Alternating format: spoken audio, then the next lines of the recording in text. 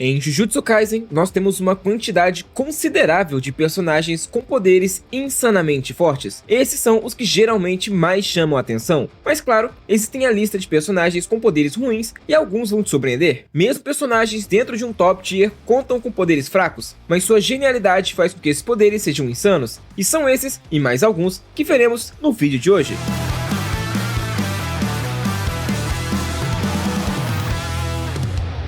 E para começar, poder que não é ruim. Na verdade, seria um dos mais poderosos de todos os tempos, se não fosse um pequeno detalhe: o tremendo gasto de energia. Vimos esse poder primeiro nas mãos da irmã gêmea da Maki, a Mai Zenin, que graças às condições do seu nascimento, tinha um controle péssimo do seu poder. Em termos de classificação oficial, Mai era uma feiticeira de grau 3, o que indica um nível de habilidade intermediário, mas nada excepcional. Ela possuía uma quantidade de energia amaldiçoada superior à de uma pessoa comum, mas considerada bem baixa para os padrões de um feiticeiro de elite, especialmente para alguém do clã Zenin, que considera a força acima de tudo. Para compensar sua falta de força bruta e reservas de energia, Mai se especializou no uso de armas de fogo, virando uma atiradora de elite. Sua arma principal era um revólver, que ela usava para disparar balas revestidas com sua energia amaldiçoada. E essa escolha de arma não é aleatória, na verdade, foi bem estratégica, já que ela usava o revólver para enganar seus oponentes sobre a quantidade de munição restante e sobre a natureza da sua técnica inata. A sua técnica amaldiçoada, Construção,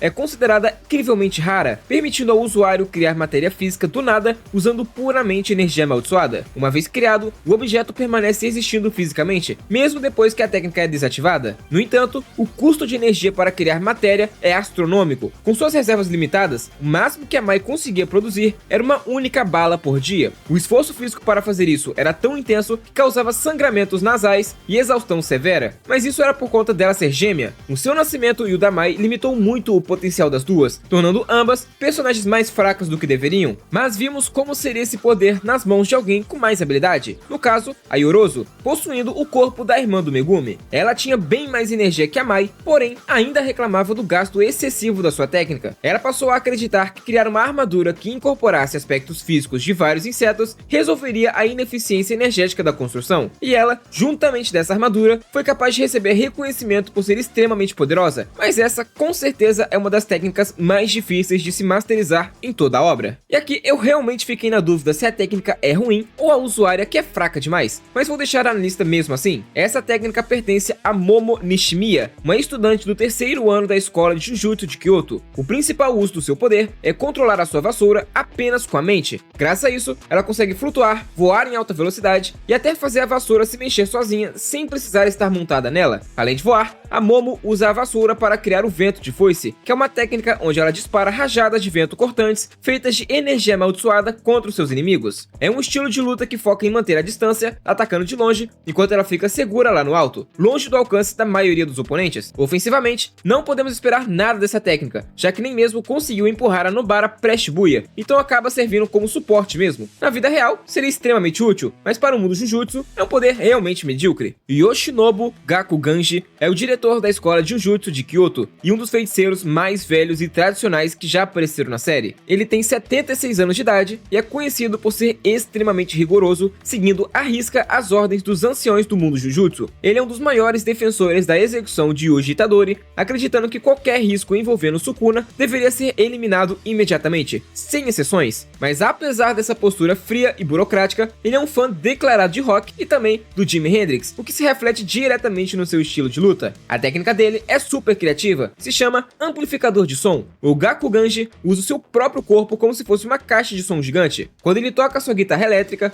ele consegue transformar as melodias e o ritmo da música em ondas puras de energia amaldiçoada. Essas ondas são disparadas contra os oponentes como ataques de longo alcance, capazes de causar danos pesados e desorientar qualquer um que estiver perto. O maior problema desse poder é o fato que ele precisa ter uma guitarra por perto se quiser usar suas capacidades ao máximo. Claro que isso deve se estender a outros instrumentos musicais, mas ainda deve ser extremamente incômodo andar com uma guitarra por perto o tempo todo. Isso porque eu estou desconsiderando os equipamentos para fazer uma guitarra elétrica tocar, o que deixa tudo ainda mais difícil. Já Regstar é um feiticeiro do passado que foi ressuscitado para lutar lutar no jogo do abate, agindo como um dos principais antagonistas desse arco. Ele é um cara inteligente, calculista e um tanto debochado. Ele não usa roupas normais, o corpo dele é quase todo coberto por notas fiscais e recibos de compra. Reg acredita que os feiticeiros são basicamente vigaristas, e que a inteligência e a enganação são tão importantes em uma luta quanto a força bruta. Ele liderava um pequeno grupo de feiticeiros e tinha como objetivo acumular pontos e aliados fortes para sobreviver ao plano final do Kenjaku. A técnica dele é muito poderosa e difícil de ser colocada em prática, mas o funcionamento é bem simples de entender, além de também ser um poder extremamente versátil. Ele consegue transformar recibos de compras em objetos reais. Ao queimar um recibo com sua energia amaldiçoada, Reg materializa o que foi comprado naquela nota. Ele pode invocar de tudo, desde facas de cozinha e vasos de plantas para atacar, até coisas gigantescas, como carros e caminhões para esmagar os inimigos. Ele até usou o recibo de um dia no spa para curar suas feridas e recuperar as energias no meio da luta, o que mostra como ele é um estrategista que usa o cotidiano como arma. No entanto, essa técnica conta com algumas fraquezas, sendo uma delas uma fraqueza bem óbvia, que no caso é a água. Como o poder depende de recibos de papel, se as notas ficarem molhadas, ele não consegue queimá-las e, consequentemente, não pode invocar os objetos comprados. Além disso, os objetos invocados seguem ordem simples, mas não são eternos. Eles desaparecem após cumprirem sua função ou serem destruídos. Mas o real problema é, quem diabos teria notas para usar em tantas situações de combate igual ele tinha convenientemente durante a batalha contra o Megumi? Apesar de ser extremamente simples, não é como se qualquer um fosse arranjar uma nota fiscal de um caminhão ou de uma espada de verdade para usar em batalha. Lembrando que é uso único. Se queimou a nota fiscal, precisaria arranjar outra para usar novamente, o que, convenhamos, é economicamente inviável para quase todo mundo. Inclusive no mundo Jujutsu, se jogar na vida real então piorou. E ainda falando do jogo do abate, Yori Hazenoki é mais um daqueles feiticeiros do passado que voltou à vida durante os jogos do Kenjaku. Ele é um cara bem violento, impaciente e que não tem medo de se machucar para vencer uma luta. Na verdade, ele precisa se machucar. Ele andava junto com o grupo do Regstar e era um dos oponentes mais perigosos que o Megumi e o Takaba tiveram que enfrentar logo no começo. O poder dele é bizarro, conseguindo arrancar partes do próprio corpo, como dentes ou até os próprios olhos, e jogá-los nos inimigos como se fossem granadas. Assim que essas partes atingiram o alvo ou chegam perto, ele as detona, remotamente é claro, criando explosões bem fortes. E o que torna isso viável é que o Hazenoki é um mestre na técnica amaldiçoada reversa, o que permite que ele regenere as partes que arrancou quase que instantaneamente. Ele basicamente tem um estoque infinito de bombas biológicas enquanto tiver energia para se curar. Mas isso não significa que ele é imune a sentir dor. Ele é extremamente resistente, mas ainda sente dor das partes arrancadas, sendo esse um dos piores poderes para se ter no verso. Claro que é extremamente poderoso, onde Kenjaku afirmou que ele era perigoso, mas é um poder extremamente agonizante. Lembrando que se o personagem não tivesse energia amaldiçoada reversa, esse seria com certeza o pior poder do universo Jujutsu de todos. Mas olha só, apesar de imortalidade ser sempre um poder bem legal, quando se trata de Jujutsu Kaisen, tudo pode ser uma maldição. Tengen é uma figura lendária que vive há mais de 1500 anos, e é considerado a base de tudo que existe no mundo dos feiticeiros de Jujutsu Kaisen. Basicamente falando, foi ela que ensinou as regras da feitiçaria e criou as proteções invisíveis que escondem as escolas de Jujutsu de pessoas comuns. Ela vive escondida em um local sagrado e não costuma lutar, funcionando como um grande servidor central que mantém as barreiras do Japão funcionando. A grande desvantagem e o seu maior problema é que, embora ela seja imortal e não morra, o seu corpo não para de envelhecer. Depois de uns 500 anos, o corpo dela fica tão velho que começa a sofrer uma mutação forçada. Se ela não fizer nada, ela deixa de ser humana e vira uma espécie de espírito gigante sem consciência, o que poderia causar o fim do mundo. Para evitar que isso aconteça, a cada 500 anos, ela precisa se fundir com uma pessoa jovem e especial, chamado de receptáculo de plasma estelar, para resetar sua forma e continuar sendo humana. O drama da história começa quando essa fusão dá errado e ela começa a se transformar em algo que parece um alienígena de 4 olhos. Nessa nova forma, ela fica vulnerável a vilões e consegue controlar espíritos, correndo o risco de ser absorvida e usada como arma para acabar com a humanidade. Em sétimo lugar, eu decidi colocar a restrição celestial, ou também conhecida como restrição divina. E calma, que aqui eu não tô falando da restrição de personagens como Maki e o Toji, mas sim do Kokishi Muta. Muita gente esqueceu desse personagem, mas ele tem a restrição contrária ao dos mais famosos. Enquanto a restrição da Maki zerou sua energia amaldiçoada e deu a ela um físico perfeito, a restrição do Kokishi fez o contrário, deu uma energia extrema a ele e um corpo extremamente frágil. Ele nasceu com membros faltantes e com uma pele tão sensível que a luz solar o queimava, além de sentir dores constantes como se agulhas perfurassem os seus poros. Em troca desse sofrimento sofrimento físico extremo, ele recebeu um estoque de energia amaldiçoado vasto e um alcance de técnicas sem precedentes, conseguindo controlar remotamente diversas marionetes robóticas por todo o Japão, enquanto permanecia escondido e em segurança, já que seu corpo era muito frágil. O personagem tinha uma vida tão sofrida que ele era basicamente condenado a viver em uma banheira de suporte à vida, e a sua motivação central era encontrar uma forma de curar o seu corpo.